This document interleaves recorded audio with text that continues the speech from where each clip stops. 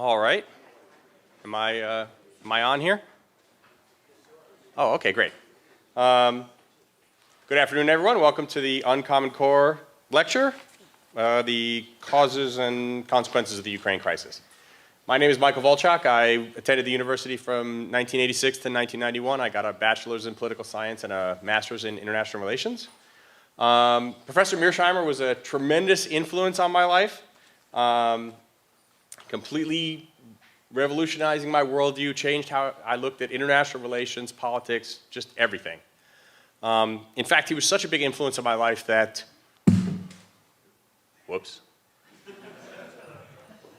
that when I went home for the summer between one of the school years, leaving my college girlfriend here, she gave me a little keepsake picture book, and she said, "Here, to remember the people you love." And inside was a picture of her on the right and a picture of Professor Mearsheimer on the left. That's a true story. When I was here, the two biggest things that for me were military affairs and the Model United Nations of the University of Chicago, the student organization that I co-founded in 1988. And at that time, I discovered that you need a faculty advisor in order to have a registered student organization. So, of course, I thought for about 2 seconds, and then I went to see Professor Mearsheimer. And I'm not sure if he remembers this, but I asked him, "Will you be our faculty advisor?" And he said, "I will sign the piece of paper if I never have to do anything else after that." So I had found my faculty advisor. So, without further ado, I would like to introduce the R. Wendell Harrison Distinguished Professor of Political Science, Professor John J. Mearsheimer.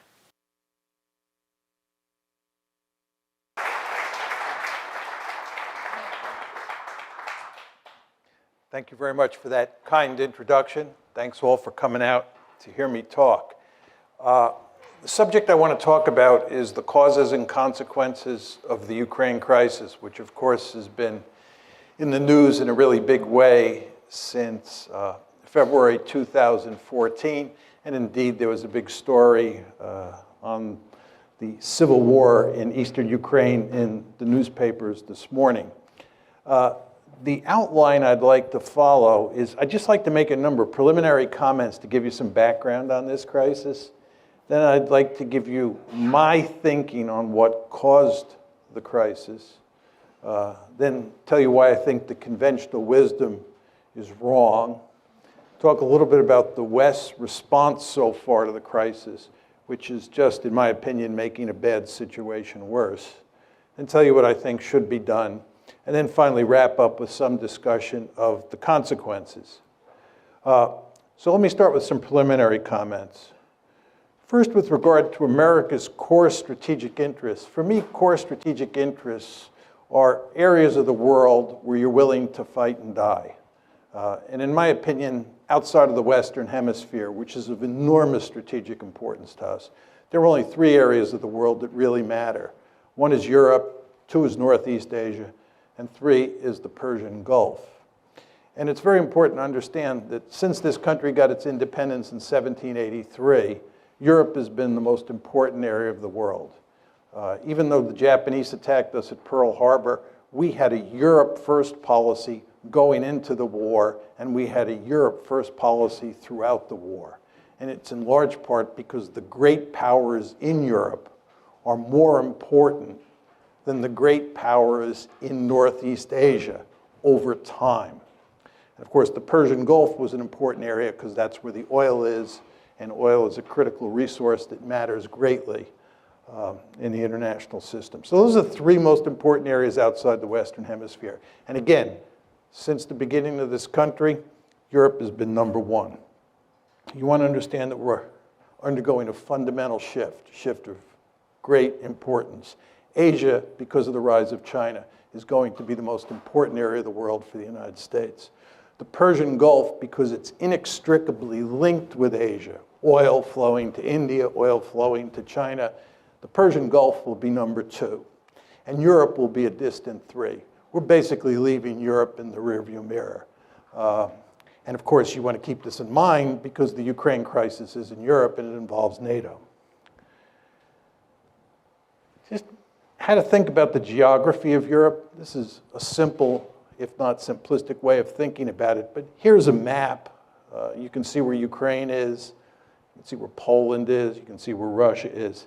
The way I think about European security is there's France, Germany, Poland, Ukraine, and Russia. Of course, we're moving from west to east.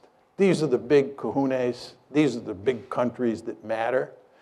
And of course, the two countries that matter the most historically are Germany and Russia, or for most of the 20th century, Germany and the Soviet Union. And I put them in red because, as you well know, both Germany and the Soviet Union fought bitter wars in Poland, in Ukraine, and we could add in Belarus as well, if need be. But as we go along here, you want to keep in mind that Ukraine is right next to Russia, and Poland is right next to Ukraine. And then out further west is Germany and France. Take this a step further. This is the ethnic breakdown of Ukraine. I'm going to show you a number of maps, all of which are designed to show you that Ukraine is a badly divided country, and what's taking place inside Ukraine today is in good part a civil war. And to that extent, it doesn't have that much to do with what the Russians or the West are doing there. And as you can see in red are mostly Ukrainian-speaking people. And then as you move further east, you're talking about lots of Russians and certainly lots of Russian speakers. This is the Ukraine election of 2004. This is the election in the wake of the famous Orange Revolution, which I'll talk more about. As you can see, the country is badly divided between the East and the West. The Russian speakers in the East and the Ukrainian speakers in the West. This is the 2010 election, which resulted in Yanukovych getting elected. I'll talk about President Yanukovych as we go along. He was elected in 2010. And you can see there the voting patterns in the 2010 election look a lot like the voting patterns in the 2004 election. And then these are two recent surveys that came out from the International Republican Institute, that's here in the United States. This one says, if Ukraine could enter only one international economic union, which of the following should it be? And of course, the blue is the EU, and the light blue is the customs union, or actually the red is the customs union of Russia, Belarus, and Kazakhstan. And the cities up at the top are in Western Ukraine, and the cities down on the bottom are in Eastern Ukraine. So you can see very clearly that people in the West would like to join the EU. People in the East have little interest in joining the EU. Those are the EU numbers. Here are the NATO numbers. I mean, these two charts look virtually the same. But all of this tells you that you have a badly divided country. And the conflict between the West and Russia over Ukraine is played out in the context of this situation. This is a simple little view graph that shows Europe's dependence on Russian gas. It's quite clear from that view graph that many of the countries in Eastern Europe and even countries like Germany are heavily dependent on Russian natural gas. And of course, that gives the Russians lots of political leverage in this crisis, and it makes it very difficult for us to put pressure on the Russians. Okay, those are just a number of preliminary comments I wanted to throw out just to set this up. Let's talk about the causes of the conflict. I think if you're going to talk about the causes of the conflict, you have to come at it from three different perspectives. First of all, you have to ask, what are the deep causes of the crisis? What are the structural factors that underpin this conflict? Then you have to talk about the precipitating causes, because the crisis broke out on February 22nd, 2014. Things were not terrible until February 22nd, 2014. And that's when everything went to hell in a handbasket. And the question is, what caused it then? If you focus on deep causes, it can't tell you why something happened in February 2014, but the precipitating causes are designed to get at that. And then what we want to talk about is the Russian reaction, why the Russians did what they did with regard to Crimea, with regard to eastern Ukraine. We want to talk about exactly what they did and then why they did it. So let's start with the deep causes. My argument is that the West is principally responsible for this mess, not the Russians. This, of course, is not the conventional wisdom in the United States. And in fact, except for Steve Cohen, who's now at Princeton, now at NYU, he used to be at Princeton, Henry Kissinger, and maybe a handful of other people, there are not many people who agree with me. But I think the facts are quite clear on this, that the West is responsible. And my aim is that the main deep causes, the aim of the United States and its European allies, to peel Ukraine away from Russia's orbit and incorporate it into the West. Our basic goal has been to make Ukraine a Western bulwark on Russia's border. And Russia says, this ain't happening, period, end of story. And we will do everything we can to make sure it does not happen. That's the deep cause. Now, take it a step further. There are three key elements in our strategy. The first is NATO expansion, and in many ways the most important. And I'll talk in some detail about that in a second. But as you all know, since the Cold War ended, starting with the Clinton administration, we have been moving NATO eastward toward Russia's border. And the Russians have said, this is an absolute no-no. And I'll walk you through the story in a minute. Second is EU expansion. EU expansion is all about integrating Ukraine economically into the West, the way we are in the process of integrating Poland, the Czech Republic, Slovakia, the Baltic states into the West. And of course, we're doing that with NATO as well. These are two sets of institutions, NATO, military institution, the EU, an economic institution.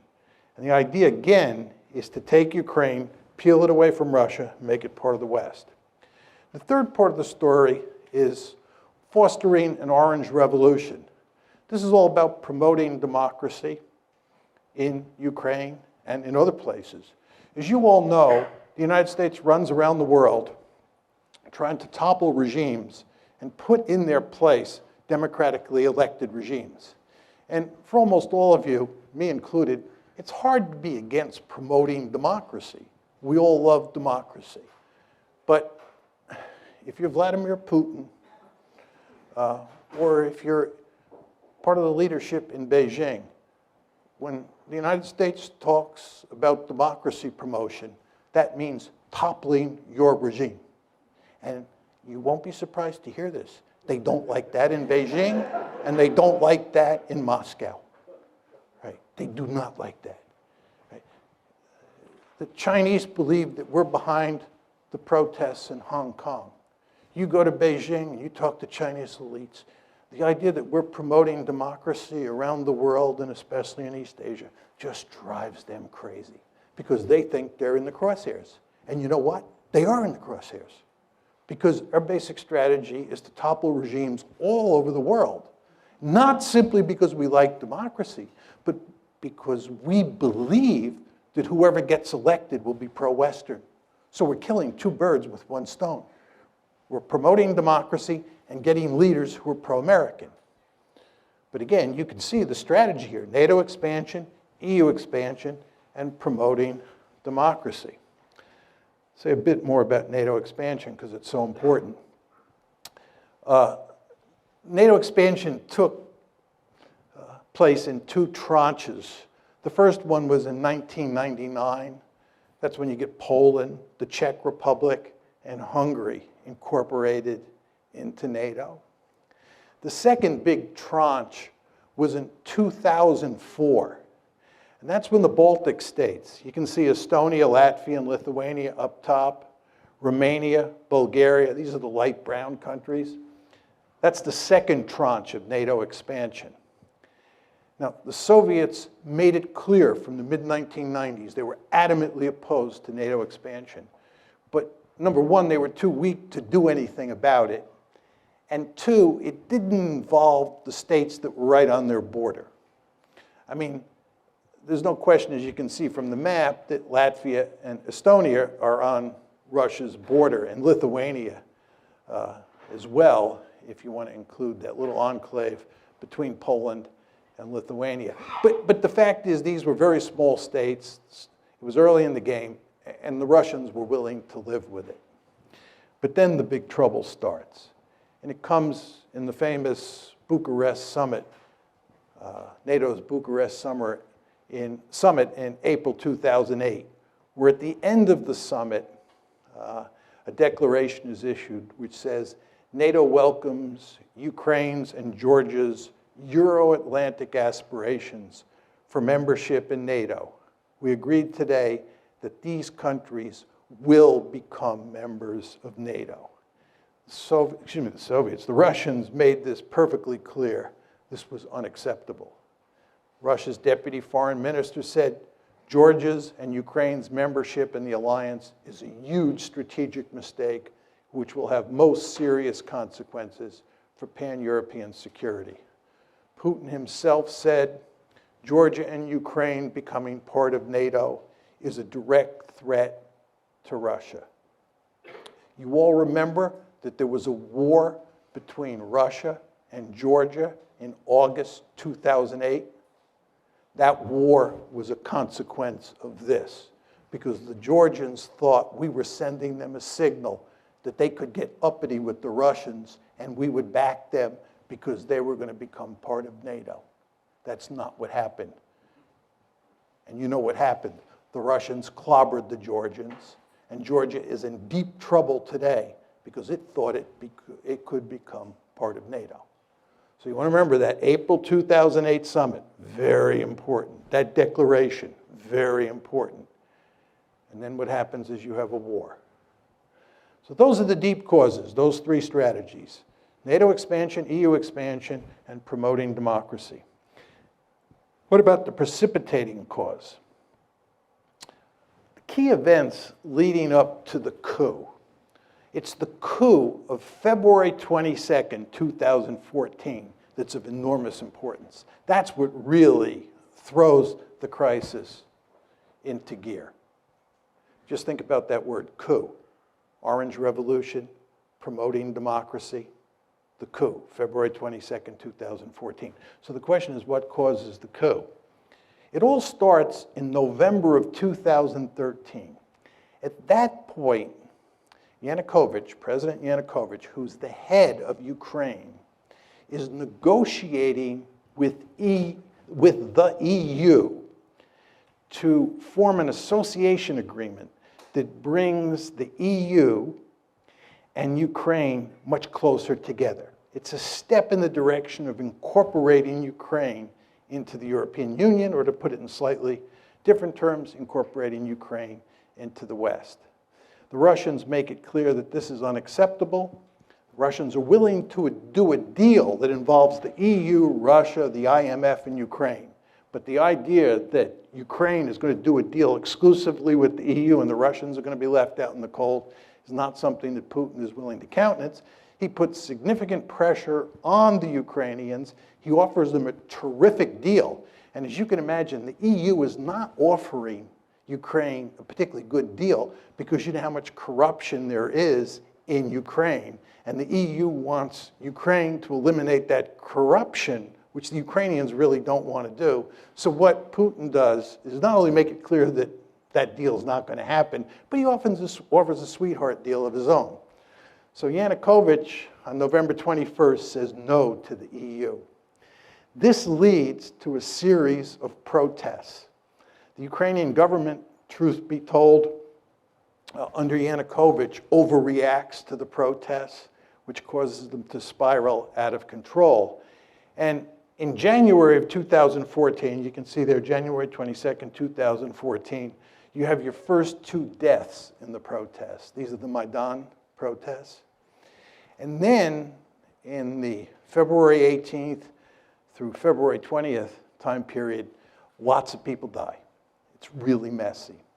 And what happens is that a number of European foreign ministers, the German foreign minister, French foreign minister, they fly to Kiev, and a deal is worked out to have elections that will, in effect, remove Yanukovych from power. But the protesters refuse to accept the deal. And there are significant fascist elements among the protesters who are armed, right? There's killing on the Maidan. And as a result, Yanukovych flees for his life to Russia. And this all happens on February 22nd. And,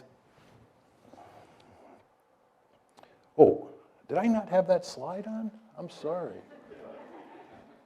One of the problems with this lectern is you can't see. I'm sorry, that's the slide that has all the key events. Oh, gosh. Sorry. I have 2 slides up here, so I lost track of the fact. So here are the key events after the coup. On February 23rd, Parliament votes to repeal minority language laws in the East. This is basically the Russian language. And then on February 27th, Russian units begin seizing checkpoints in the Crimea. On the 28th, additional Russian forces begin moving into the Crimea.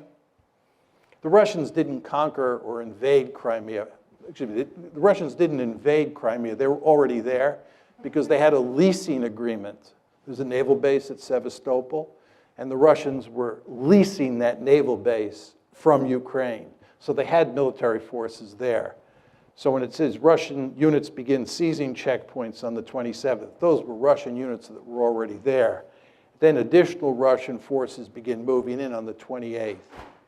And then on the 6th, the 16th, and the 18th, you have a scenario, you have a handful of events that lead to Russia incorporating Crimea.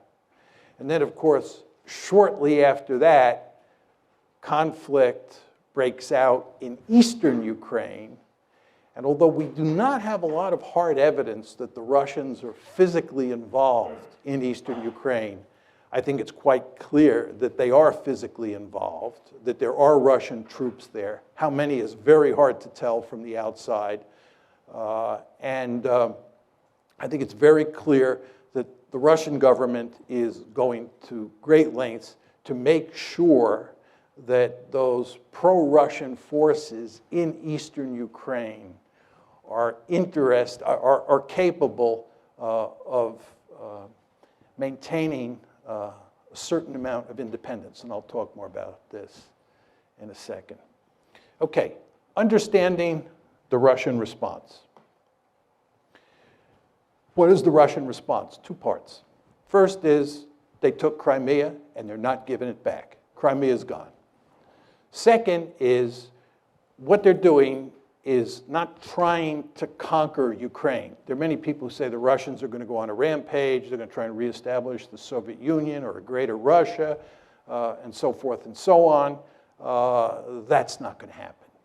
Putin is much too smart for that. You remember what happened when the Russians invaded Afghanistan? You remember what happened when we invaded Afghanistan? You remember what happened when we invaded Iraq? You remember what happened when the Israelis invaded southern Lebanon? You want to stay out of these places. In fact, if you really want to wreck Russia, what you should do is encourage it to try and conquer Ukraine. Putin, again, is much too smart to do that. What Putin is doing is he's basically in the process of wrecking Ukraine, and he's telling the West in very simple terms, you have 2 choices. You either back off, right, and we go back to the status quo ante before February 22nd, 2014, where Ukraine is a buffer state, or you continue to play these games where you try and take Ukraine and make it a Western bastion on our doorstep, in which case we'll wreck the country. And they are, of course, now in the process of wrecking it, right? And they're going to keep this conflict going for as long as they have to. That's the basic game here. Again, 2 steps. 1, took Crimea. No way they're going to ever let Crimea become a NATO base. And remember, the name of the game here is to make Ukraine part of NATO. Not happening. And they're not getting Crimea. We've taken Crimea, we're keeping it, number 1. And number 2, you want a frozen conflict or you want to wreck Ukraine so that it can't become part of the West. Question number 2 here is what motivates this? What motivates this is that Russia is a great power, and it has absolutely no interest in allowing the United States and its allies to take a big piece of real estate of great strategic importance on its western border and incorporate it into the West. This should be hardly surprising to the United States of America. As all of you know, we have a Monroe Doctrine. The Monroe Doctrine basically says that the Western Hemisphere is our backyard, and nobody from a distant region is allowed to move military forces into the Western Hemisphere. I can tell from looking at the audience that most of you are old enough to remember the Cuban Missile Crisis like I am. You remember how we went stark raving crazy at the idea of the Soviets putting military forces in Cuba? This is unacceptable. Nobody puts military forces in the Western Hemisphere. That's what the Monroe Doctrine is all about. Can you imagine 20 years from now a powerful China forming a military alliance with Canada and Mexico and moving Chinese military forces onto Canadian and Mexican soil, and us just standing there and saying, this is no problem. We're all 21st century people, and worrying about Chinese forces there is what 19th century people like Vladimir Putin worry about. Of course that's not going to happen. We're going to maintain the Monroe Doctrine with regard to China just as we did with the Soviet Union during the Cold War. So nobody should be surprised that the Russians were apoplectic about the idea of us putting Ukraine on the western side of the ledger. And by the way, they told us, I gave you the quotes, in the wake of the Bucharest summit. I told you what happened in August 2008 with the Georgia war. The precedents were there. The rhetoric was there. They told us. But we did not stop our efforts to make Ukraine part of the West. And the Russians responded. Was it surprising? For some reason, President Obama and virtually all of the elites in the West were surprised. I guess this is because they're 21st century people, right? And they think that balance of power politics doesn't matter anymore. If you think these people in Washington and most Americans are having trouble dealing with the Russians, you can't believe how much trouble we're going to have with the Chinese. I'm very popular in China. I go to China quite often. And I usually start my talks by saying, it's good to be back among my people. Because when I'm in China, I'm intellectually much more at home there than I am in Washington. Because in Beijing, much like in Moscow, you're dealing with 19th century people like me. Whereas in Washington, you're dealing with 21st century people. I think the Chinese are going to eat our lunch, right? Talk a bit about the conventional wisdom. Conventional wisdom is that Putin is the main cause of the crisis. Some say he's either crazy or irrational. Angela Merkel was making this argument for a while. He's bent on creating a greater Russia, and he bears marked resemblance to Adolf Hitler. Say a few words about each of these. I know a great deal about Adolf Hitler. I've written and I teach extensively on Nazi Germany's behavior in the 30s and during World War II. The idea that he bears any resemblance to Adolf Hitler is laughable in the extreme. It's hard to believe that serious people make that argument. The idea that he's bent on creating a greater Russia, I think if he could do it, he'd do it. He can't do it. Russia's a declining great power. And as I said to you before, if they were to try and create a greater Russia by invading Ukraine and by invading the Baltic states, they'd be jumping into the briar patch. In fact, again, if you want to wreck Russia, what you should do is tell them to try and create a greater Russia. It will lead to no end of trouble. I think Putin is much too smart for that, and he is in the process of wrecking Ukraine. I want to make that clear. And he's wrecking Ukraine because he's basically saying to the West, you can't have it, and I'll wreck it before you take it. Is he crazy or irrational? I don't think so. I think he's very strategic. And I don't think he's the main cause of the crisis, as I said to you. Another set of arguments associated with the conventional wisdom. This is that the United States is a benign hegemon seeking to promote European stability, seeking to promote stability in Asia, all over the globe, and so forth and so on. There's some countries like Japan and Germany, for sure, Poland, who view the United States as a benign hegemon. There are many countries out there who do not. Iran is one, China's another, and Russia's a third. They just don't see it that way. And because they don't see it that way, you should understand that when you take measures, you meaning the United States, that you think are going to be interpreted as benign, the other side will not see them that way. They will see them as threatening. This gets back to my point about democracy promotion. We believe democracy promotion is an unalloyed good, and we can't understand why people like Putin and the leaders in Beijing don't understand this, but they don't understand it. And if you don't recognize what other people think, you're incapable of putting yourself in their shoes, you're going to get yourself into a heck of a lot of trouble. And of course, that's exactly what happened here. And then another argument is that Putin's behavior proves that it was wise to expand NATO eastward to try to include Ukraine and Georgia, right? What's very interesting is that there is no evidence that we thought Putin was aggressive before the crisis. There's no evidence that we thought that. There's no evidence that we were talking about expanding NATO because we had to contain the Russians. Because again, NATO expansion was driven by 21st century men and women. They believed balance of power politics is dead. That's what happened here. Do you understand? Putin is a 19th century man. Right. He does view the world in terms of balanced power politics, as do we when it comes to the Monroe Doctrine in the Western Hemisphere. But in this case, in the case of Europe, we were thinking like 21st century men and women. And we thought that we could just drive right up to his doorstep and it wouldn't matter. Right. We did not think that Russia was aggressive. What happened here is that after the crisis broke out on February 22nd, we then decided that Russia was aggressive. We then decided that Russia was bent on creating a greater Russia. It was after the fact. And by the way, this is why President Obama and virtually all of Washington was caught with their pants down when this crisis broke out after February 22nd, because they did not see it coming. Talk a little bit about our response. We're basically doubling down. We're getting tougher and tougher with the Russians. That's our strategy. And that's exactly what you'd expect if you're going to blame them, given that we're incapable of blaming ourselves because we never do anything wrong. You all know that. All the problems in the world are caused by everybody else, never by the United States, because we're a benign hegemon.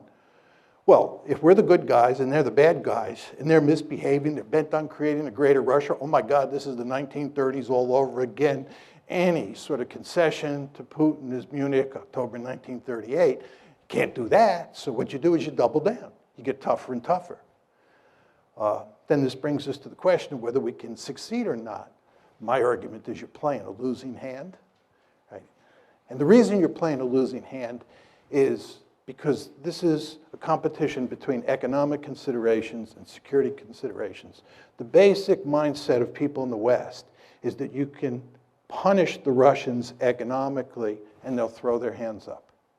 My argument is when security considerations are at stake, when core strategic interests are at stake, and there's no question, ladies and gentlemen, in Russia's case, this is a core strategic interest, countries will suffer enormously before they throw their hands up.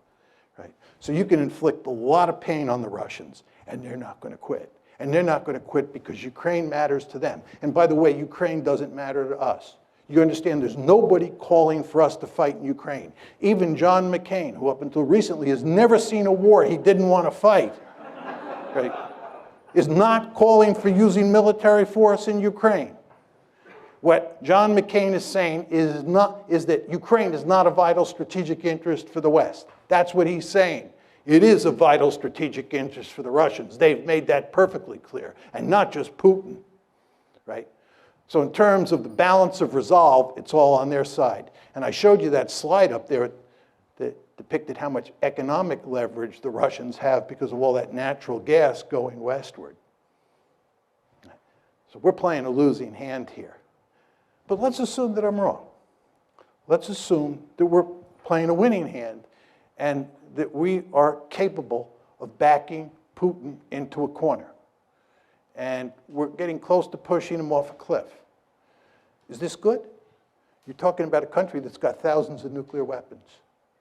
And the only circumstance, really, under which states use nuclear weapons is when they're desperate, when they think their survival is at stake. So what you're talking about is putting Putin in a situation where he's desperate. And if you go home and Google Putin and nuclear brinksmanship, you'll be reading all the articles that come up for the next 2 years, right? Because he's making it clear that you're fooling around with his core strategic interests. And again, he's got thousands of nuclear weapons.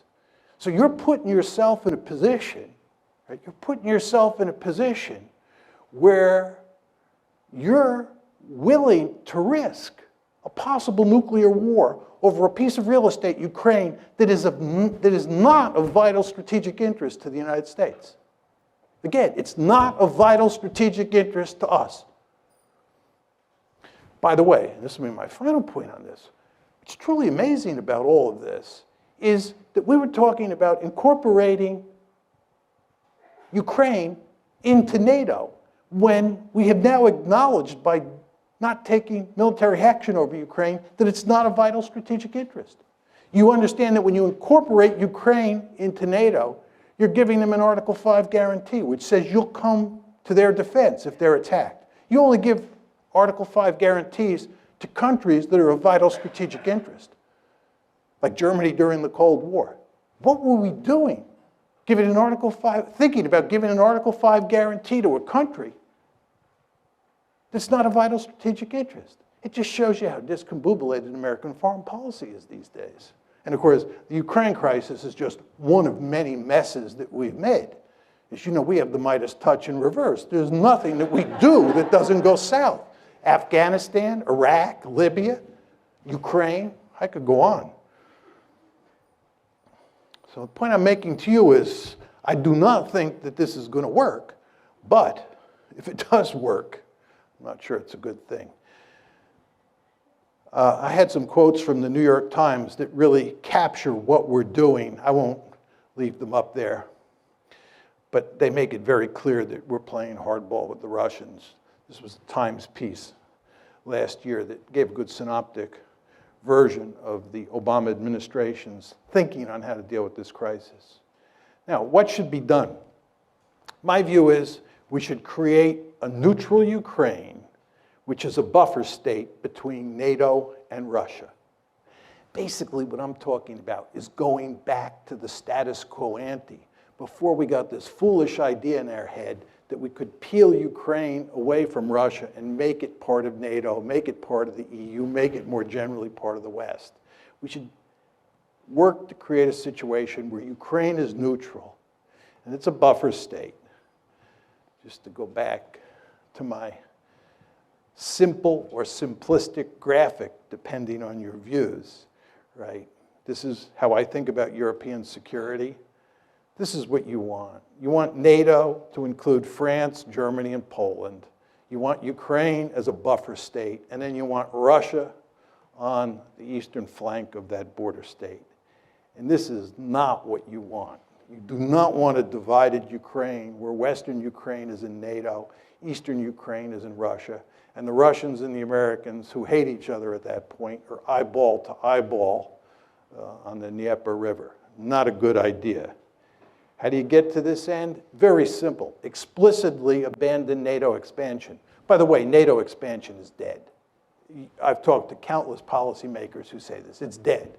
But what we have to do is explicitly abandon it. Say it is not happening. We have to fashion an economic rescue plan for Ukraine that includes Russia, the IMF, and the EU.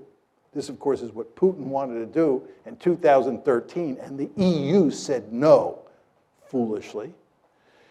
We want to go to great lengths to guarantee minority rights, especially language rights in Ukraine. This gets back to those maps that I was putting up that show that this is in very important ways a civil war, and what we have to do is dampen down the conflict inside Ukraine. We have to give the people in eastern Ukraine a lot of autonomy, and we definitely have to protect minority rights. Are we going to do any of this? No. And I'll talk more about that in a second. Consequences, and this is my last slide. Will there be a new Cold War? No. Russia is not the Soviet Union, and as I said to you before, we have a potential peer competitor on the horizon who could be of proportions we've never seen before.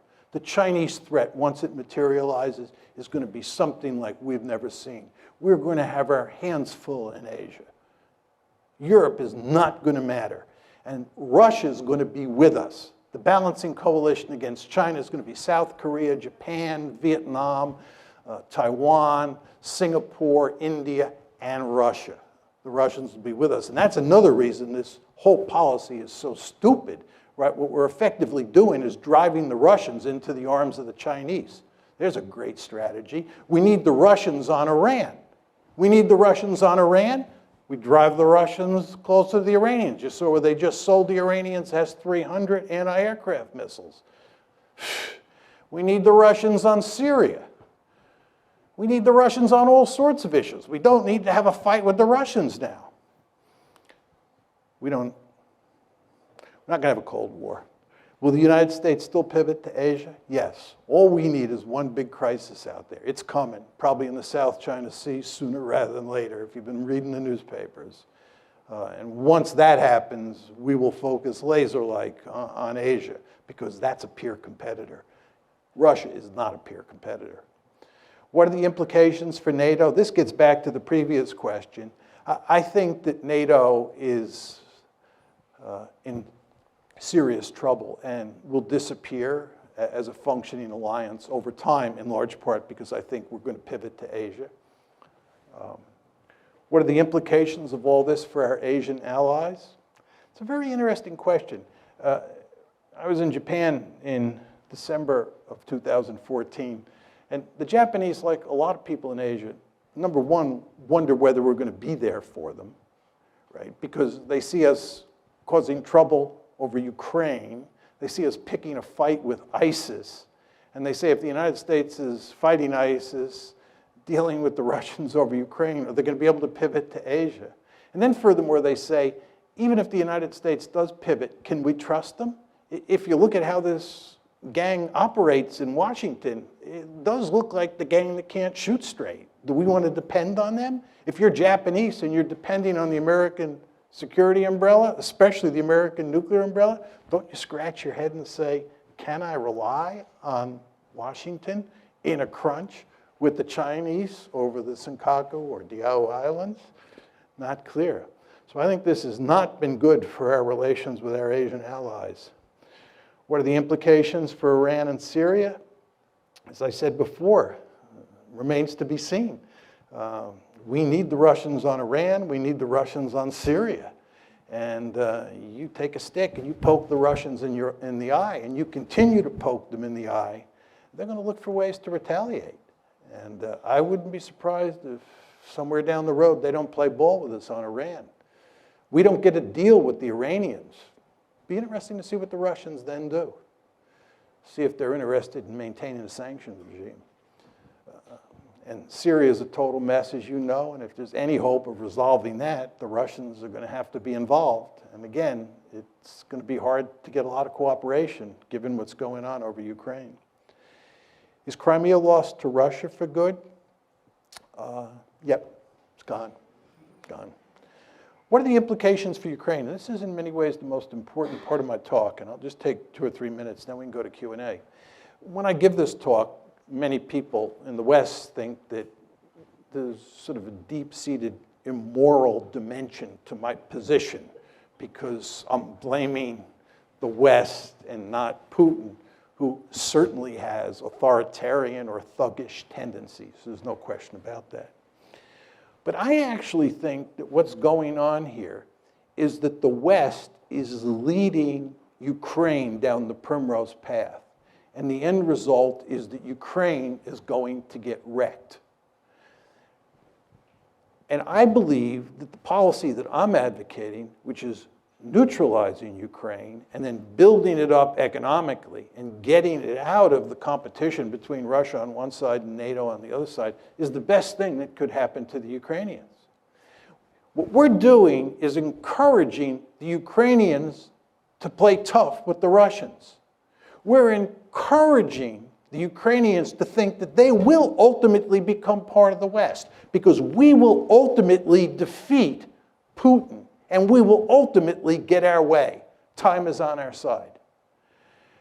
And of course, the Ukrainians are playing along with this. And the Ukrainians are almost completely unwilling to compromise with the Russians, and instead want to pursue a hardline policy. Well, as I said to you before, if they do that, the end result is that their country is going to be wrecked. And what we're doing is, in effect, encouraging that outcome. I think it would make much more sense for us to work to create a neutral Ukraine. It would be in our interest to bury this crisis as quickly as possible. It certainly would be in Russia's interest to do so. And most importantly, it would be in Ukraine's interest to put an end to the crisis. Thank you.